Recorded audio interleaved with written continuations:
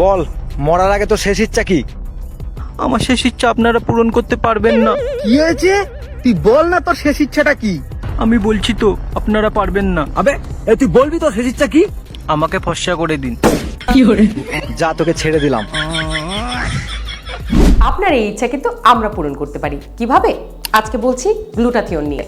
জন্মগতভাবেই কিন্তু দেখা যায় যে অনেকের ব্রাউন স্কিন টোন হয়, আবার দেখা যায় যে সময়ের সাথে সাথে সান ট্যান বা অন্যান্য কোনো কারণে হয়তো বা রান্না করেন মহিলারা অনেক বেশি চুলার পাশে, অনেক কারণে কিন্তু স্কিনটা একটু আনইভেন হয়ে যায় এবং জায়গায় জায়গায় কিছু ডার্ক স্পট দেখা যায়। সো কিভাবে পাবেন গ্লোয়িং আর একটা ব্রাইটার স্কিন?